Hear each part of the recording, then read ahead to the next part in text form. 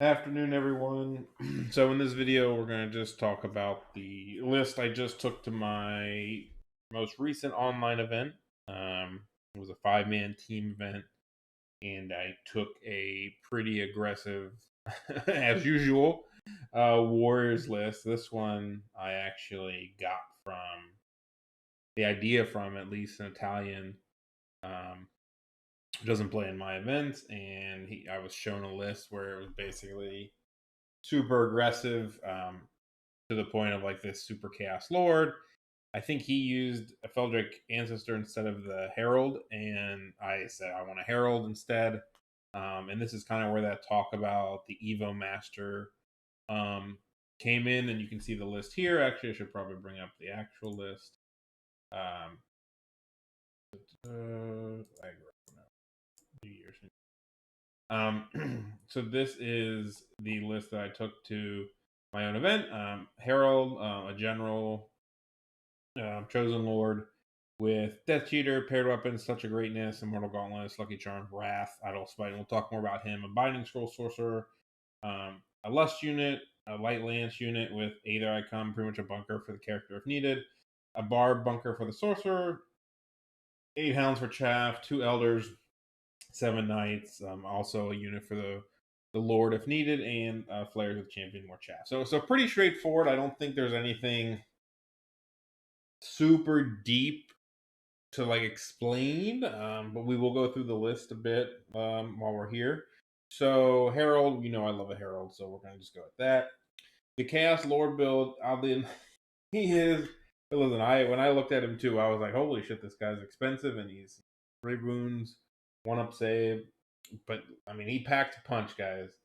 And this is kind of the idea of just throw everything into a model so that you can kill most enemy models, right? He's 6 strength 6 base, agility, offense 9, +1 to hit on the first round of combat, +1 agility on the first round of combat, +1 hit to get lesser relief reflexes. So he hits almost every character's on 2s, and he's agility 8 when he doesn't charge, 9 when he charges. So he's faster than most characters, even when he's charged. He's 6 strength 6 base. He can go divine or flaming. So if you have regen or ward saves, he's going to cover it, because of Immortal Gauntlets. And then he has 1 time strength 7, 7 attacks. So he can charge something and have 7 attacks. Strength. I mean, there's most characters you are 7 attacks and 2s and 2s with either divine or getting rid of their regen. So he can one shot like a ton of characters. And units, I mean monsters too. I mean every monster he fights is like 2s and 2s, unless you're a res 6. And it takes, and if he gets one spell off, whether it be reroll to hit or reroll to wound, he's probably killing a 6 wound monster in 1 round of combat, like pretty easily. I don't even know. I think if he gets one of the rerolls off and he needs 2 and 2s, it's pretty likely to one shot him, if he uses the idle spite. And in this list, he didn't have trophy rack. I didn't have points. It's 10 points under because it was old points. So in new points, I've 10 more points. I would try to fit trophy rack on him. I don't know how I would do it in this particular list. I would take off Lucky Charm and I would take off the Champion of the Flares. There we go. And I would 100% put trophy rack on this guy because I failed so many fucking March checks. Not just March checks, but also, um, if you ever have to take a redirect check, it's really big, and it's just nice. I mean, of all the models you're going to put on, if you're going to put a Super Lord, you might as well make it so that he gets to where he wants to go all the time. And also, if people do champ challenge him, +1 res, combat res for the rest of the game is really nice. So it just didn't have one, and I didn't fit it in. Oh yeah, I didn't have the hero. I didn't have the hero points before. No, I would have had 10 more points. I wouldn't have had the hero points before. I would have been short because the Wizard Master would have been 10 more, so it would have been 2 2. Yeah, I couldn't have fit it before. You can now. So there you go, kids. You can fit Trophy Wreck now. The core, I nabbed straight from the Italian guy. I didn't change it. I didn't think about it. I did change, like I said, I put the Herald in, and the Sorcerer had 2 Binding Scrolls when it was the Supernatural Dex Ancestor instead of the Herald. Um, and then a Lust unit, a Horseman unit that was a bunker, or a delivery system. 15 barb, the bunker for the sorcerer, blah blah blah, scoring hounds. we have the two elders in the old list, of course. The ancestor 770 to 860, so you're saving 90 points somewhere. It gets you a binding scroll and it gets you the paired weapon back on this guy. Obviously, I've been pretty much running paired weapon, great weapon a lot lately. I like the great weapon in the other list where it has the supernatural dex ancestor. You don't really need the great weapon. It's kind of redundant. Both your characters can be strength 7 or are strength 7, so better just do paired weapons. A knight unit because it's a fast scoring unit, and flares. Perfect, chaff. The knights, I'll say, you know, well, we might as well just go over how it went, right? So here's my game log. I got I was all in, right? I either got 20 or I got 1. So I got 20, 20, 20, 21. So this was ID, UD, high L, KOE. I'm not going to go into specifics of all the games of how they went and what went down. It was basically me. I mean, Doug went aggressive on me, but we were still fighting a lot. I rushed the high elf guy. I rushed the UD guy. I rushed both ID guys. This one, I could have. The game could have easily been 15 to me. There were moments I had things I could have done better, but I mean, at some point, like the ID is relying on killing me with their range. He had like 4 war machines and a bunch of shooting, and it worked out. And there's obviously some things I could have done better, and if I would have made some saves here or there, maybe I get the big win myself. So how did the army play? Pretty good. I think anything with like Herald and 2 elders is always going to be super powerful, at least in the way I like to play. They pretty much do a lot of the heavy lifting. And so really it's to taste. Honestly, if you look at most of my lists, it's not going to be that crazy. We have 2 chaff pieces. We've talked about this. And then it's what? It's another character, another this thing, and then some scoring, right? And so depending on what I feel like bringing, it could be many different things, right? He is essentially the same cost as a Chosen Knight unit, as 5 Chosen Knights, and it's you kind of sit there and think, okay, which one is better? Chosen Knights are obviously more resilient. They have a lot more attacks. There's all these things you can say great about Chosen Knights, and I still like Chosen Knights.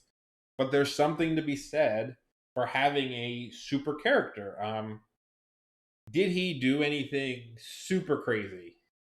In the KOE, he did a lot of damage, but besides the KOE game, he never was like, oh my god, he's the one who like blew it open. But I think that is more of a matter of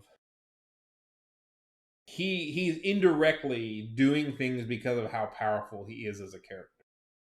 Because he can kill most characters in the game himself, he then zones other characters from, and that's the thing in T9A, in a lot of war games too, is if you have the bigger stick or whatever, you have the power to go where you want to go. And just because you never get to fight that other character doesn't mean that you didn't do your job. Is kind of what I'm saying. And so what I really mean by that is, I mean exactly what I said. Right? If you take a character who's pretty strong but isn't as strong as him, there's nothing they can do. If they're going to get one shot by him, it doesn't matter if they're 200 points or there's 500 points, right? If he can one shot him, then they have to be scared and they have to run away. And in most likelihood, he's not going to take any damage in killing them. You're not really even trading damage at that point. He's killing you and that's it. So having that power in a model is extremely potent when you're going aggressive on somebody. I think it's similar in the other vein. If you think of the chariot guy I brought in the list I won, whatever that tournament was last year, I brought a chariot lord with entropic aura. Now that chariot guy is 100 points less than this guy, but he turned off items and he was still very powerful. 2 up, 5 up, or 1 up, 5 up. He had a great weapon. So 2 up, 5 up in combat. He had 4 wounds. He was on a chariot. The whole chariot versus horse debate. I don't know if it's a debate, but that whole question. I do love that the chariot gets impacted, of course, and I do love that the chariot is, 1 more wound, which can be really big for a Chaos Lord. But what I don't like is obviously he's prone to shooting and stuff. In this list, this guy can hide in either of the knight units, and it's not as easy to get to him, which is great. But also, smaller base is better. But he also, sorry, the big one was he could move 14 with the army turn 1. So the big thing about the chariot was if your whole army's going aggressive and you have a 16-inch move, elders and herald, it's nice that the backup, the character himself is also really fast, especially laterally. There's a lot of times in games where he was coming down one side and he would just move 14 inches to the other side of the board and threaten something on that side. So I do think while chariots are really nice, and I am probably going to go back at some point to the chariot mage, the adept, who's like the same points as that hero, the other mage. Being able to go 14 inches turn 1 is really nice. I also will say I was really big a proponent on great weapons in Chaos Knights. And I now get why lances are so expensive and good. Also, the reason they're not marked is because otherwise I don't want to mark them Wrath, because Wrath's really only good with great weapons and because it's so expensive. And I want the guy to be able to go in them. Which is nice because I take an Evo Mage, so it's nice that this army doesn't really rely on the armor save spell. It's not like if I had chosen knights who are really good with it, or great weapon knights, like when I had the greed ones, who really benefit from the 2-up save, or having the +1 armor, then I'd feel worse about having Evo. But lances really are nice. It is really sweet to charge something and have strength 6, AG5, and 1-up save all in one. Whereas the more cost effective or maybe more versatile greed, if you want to be strength 6, you're going to be great weapons, so you're going to be AG, you're going to be AG 0, and if you don't get the spell off, the +1 armor, you're going to be 2-up save, which has deals. So it's just nice. Obviously, if you don't charge, you're not as good as the greed ones, but even if you can get reroll to wounds off and lethals, like they still have a lot of attacks to put out to do damage, and you're not really relying on them to do that. They're kind of taking long charges and being a bunker, and it's not like they're 800 points. They're 450. They're not cheap, but it's not trivial either. I like the lances on them in this particular case, so it's nice that the army is so fast. Besides like the scoring units, the magic was pretty good. Having the move spell, I did a whole video on the move spell thing. I don't know if I'm sold on like I have to do it now. Like I have to take the Herald and a Master all the time. It was a lot of spells. At some point, you really aren't casting. You know, you don't need the move spell to win with this army, and then it's really just the buffs and the Herald spells, and it's pain in the ass to like protect him in a unit of barbs. It basically makes the barbs kind of useless, and it makes him kind of annoying. It's a target, right? If I'm going aggro on you and you send, I don't know, fucking 4 Pegasus Knights behind my army, I can't protect him. Like I can't get him out of there. I can't get him to where he needs to go. So that was a bit annoying to have the mage be kind of shitty in that sense. But of course, you don't need him to win the game, so it's whatever. If he dies, he dies. He can be annoying. I don't have much opinion on the core. I probably wouldn't take the either icon on the Barb Horseman. I might rearrange it to be maybe Banner of Speed or something to make the Chaos Lord faster. The Lust were fine. It's always, I in my last video I talked about how nice it is to have a Strider unit. I could see trying to put Strider on the Knights if you had the points for it. Don't really in this list have the points for it. But if you did have the points for it, it would be pretty nice. Yeah, I mean, it was a scoring unit. It was scoring. It did its thing. It's whatever. It fled some charges. It's not there to win the game for you. But yeah, super aggressive. I liked playing it. It was fun. I don't know if it's the character setup for me in the end. I still like the Adept on Chariot, who actually probably wouldn't fit in this list because he's more expensive than that mage. And I still like the Entropic idea. He's 100 points less. You get a little more character points to play with. But that being said, it was pretty cool to play this list. And like I said, it ran over a lot of people. I mean, it pretty much was all in. It's not like there were moments in games where it could have gone badly, but it pretty much did its job and survived the shooting. Other than the game I lost, I would say I was on the luckier side when it came to people shooting me. but I blame the person who paired for me in that case. That I got to play, but we just played a lot of teams with a lot of shooting, which was really obnoxious. So yeah, that's that's a list. I just want to do a little quick review over the tournament and how I liked it. Try out the guy. Try out the Super Lord. It really is. He really can do the math. He messes up a lot of things. Like he really just one shots a lot of characters. Um,